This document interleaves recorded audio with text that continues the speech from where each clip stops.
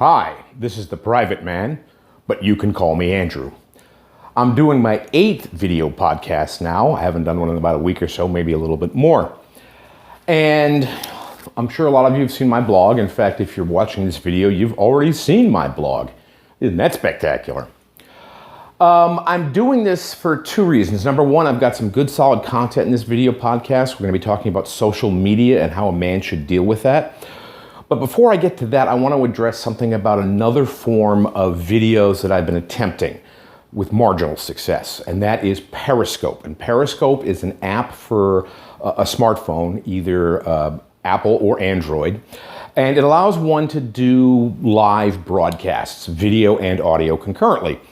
It's a great idea, but for whatever reason, the periscopes, and that's what they're called, or scopes if you want to use the common lingo, have not been particularly successful for me. I'm getting complaints about buffering, the audio being compressed. One of my viewers, a fellow by the name of Warriors Zen, he's a reader and a viewer, he was very, very gracious enough to do a YouTube of my Periscope output. And this was actually last night. I was doing some experiments pretty late at night. And I thought perhaps because there was less bandwidth being used on Periscope and perhaps there was less bandwidth being consumed here locally, that it would work out okay. It was terrible. And I'm very sorry about that. Part of the problem is that when I'm doing it via my smartphone, I'm doing it via my AT&T communications. My AT&T data feed or the data plan that I've got. What this means is that I don't have a proper Wi-Fi here at the house. So what I did was today is I went over to a place that actually had local Wi-Fi. It's very consistent, and I tried again, but I didn't get enough viewers or any feedback. Did it the wrong time of day, quite frankly. I might try a Periscope again tonight, but we'll see what happens. I would really like to use Periscope on an ongoing basis. I like the fact that it's live. These videos are good too as well. These video podcasts are good as well. And they hang around. You can always replay them. You can always come back to them. I aggregate them on a particular page in my blog. But they lack immediacy. And I like that immediacy because if something happens that day, within that hour, I can comment on it. I can put it out there. The Periscope videos are retained for 24 hours. I also send them to my phone, so if it's particularly good, I can download it into YouTube and do something with it and make it permanent. I'm not giving up on Periscope. I think the problem lies at my end. I'll keep at it. If anybody's a Periscope expert, please email me. I am emailtheprivateman@gmail.com. A little bit of other things going on real quick before we get into the serious content. There's some stuff going on in Asheville, North Carolina. I recommend folks just keep an eye on it. It's an ongoing story. It involves a couple of guys who had a sort of a manosphere PUA masculine self-improvement blog called holisticgain.com. The site's been pulled down.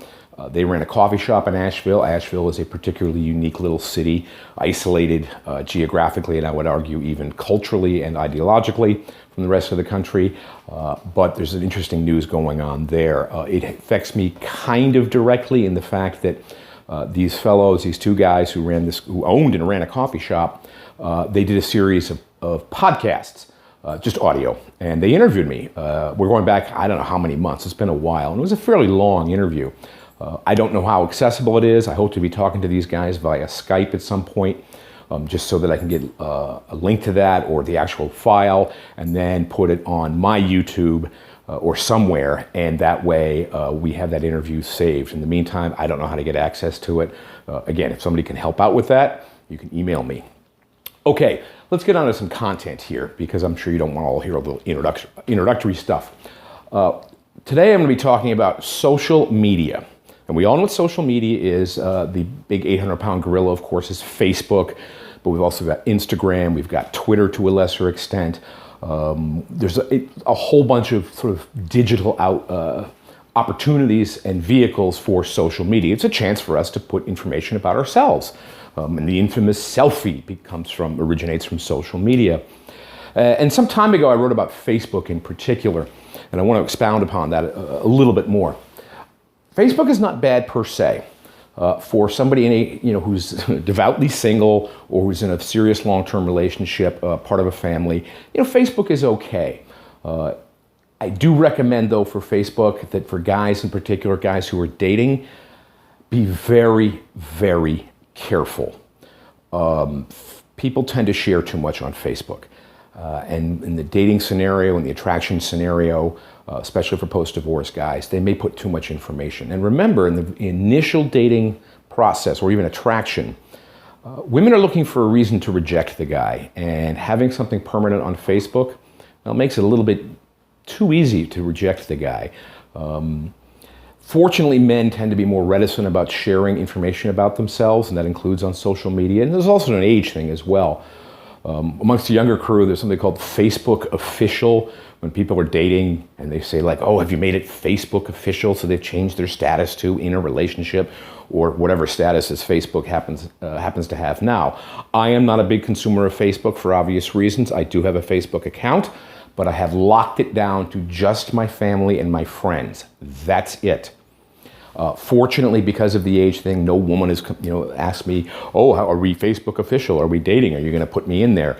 No. The answer is no, I will not do that. It really is only for long-time friends, people I've known for at least 4 or 5 years.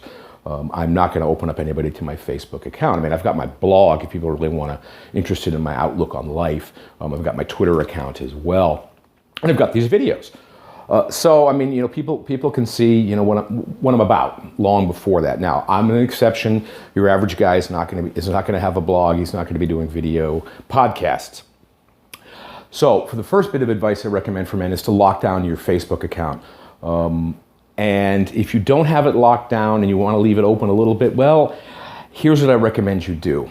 If you start dating a woman, don't have any pictures of you and her together just yet. And there's a couple of reasons for this. Number one, it keeps your options open. Some guys are serial daters. They want to date multiple women concurrently, or they want to date one woman and then another woman and then another woman for whatever reason, to meet that guy's particular relationship goal. That relationship goal might be a long-term relationship. It might even be marriage. Who knows? But a guy needs to keep his options open in the very early phases of dating. And having pictures with other women, well, is problematic. Let me rephrase that. It's difficult. So that's why it's a good reason to lock your Facebook account down or have sort of information only about you and nobody else in your life except family and very, very close friends you've had for a year. So if you go out with the buds, your old college friends, take some, have some pictures there. That's perfectly reasonable. If you're only on a 3rd or 4th date with a woman, you shouldn't be taking pictures together and putting them up on Facebook. It's only the 3rd or 4th date.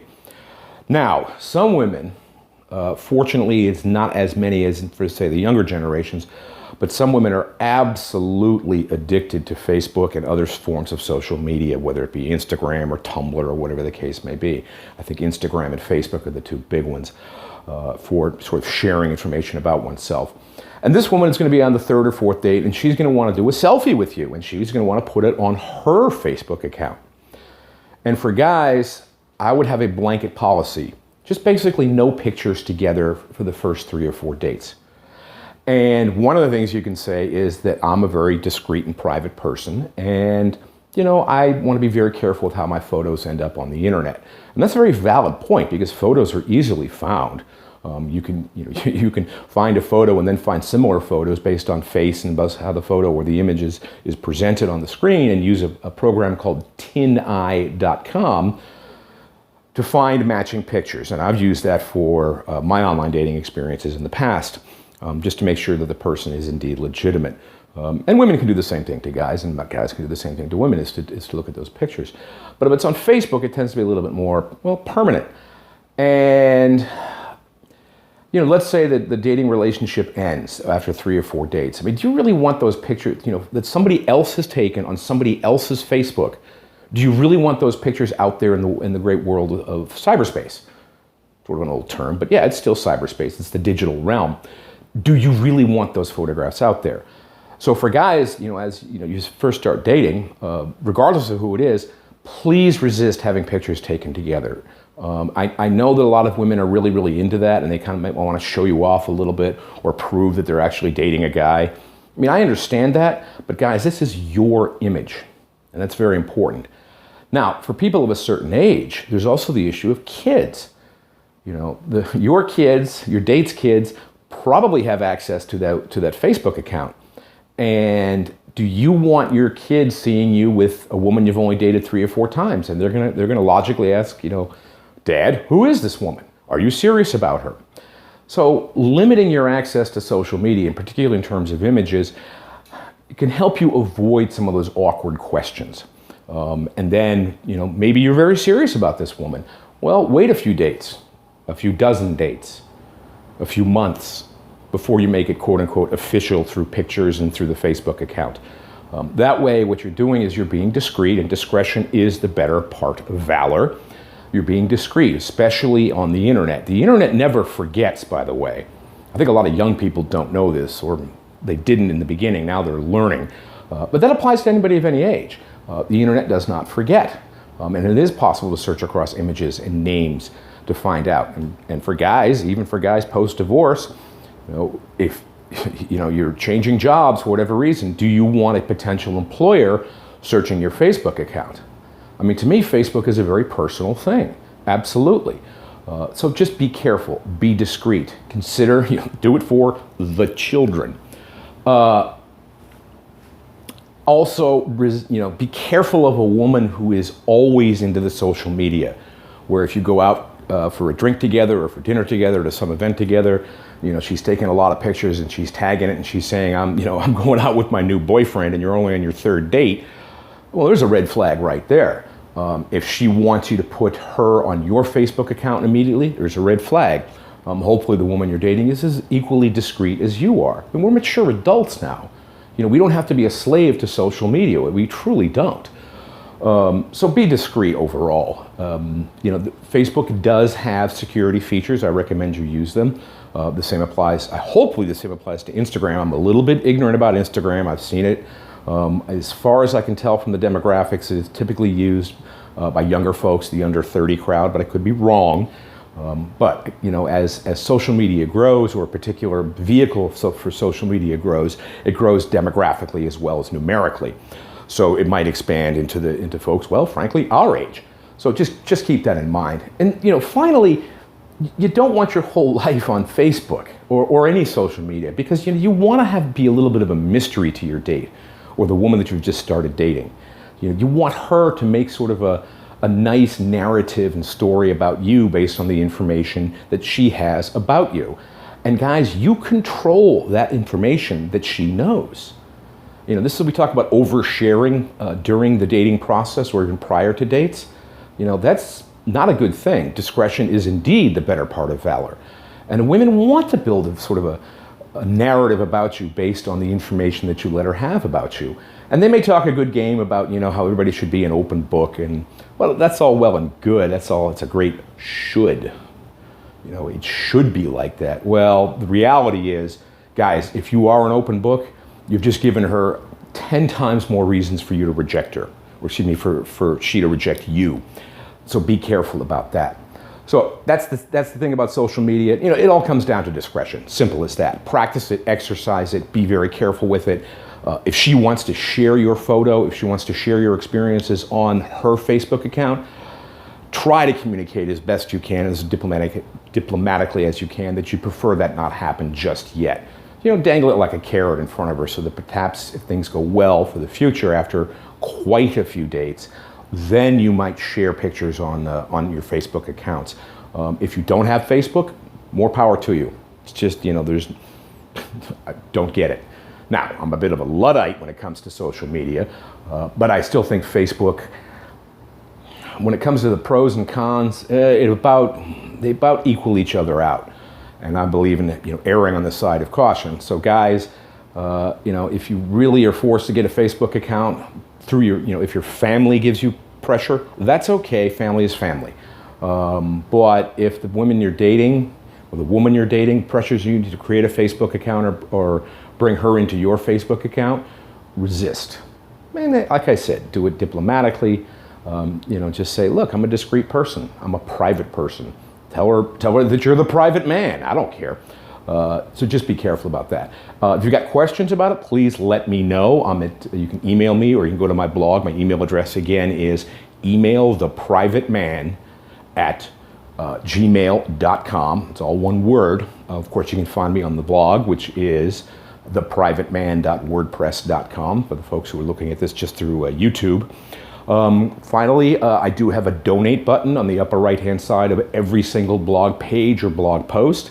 I encourage you to use that because, frankly, it keeps me motivated. It really does. I mean, when I get a donation, even a small one, $10, $15, I really like that because that tells me people think that what I'm producing, my content, is good. And I want to keep it that way, and I want to be motivated that way. So please don't forget about that donate button. That's a one-time deal. Also, I've got a Patreon going on so that for every blog post or podcast I create, my subscribers will basically donate to me or pay me a small amount. It's anywhere from $1 to $5. So if you want to go higher, I don't care. But $1 to $5 is very typical, and I get more of those, and that means every month, I'm rewarded financially for the output for that month, be it a video or be it something in writing. So that's about it. Again, I am the Private Man, but you can call me Andrew, and we'll have another one of these coming up fairly soon. Thanks so much.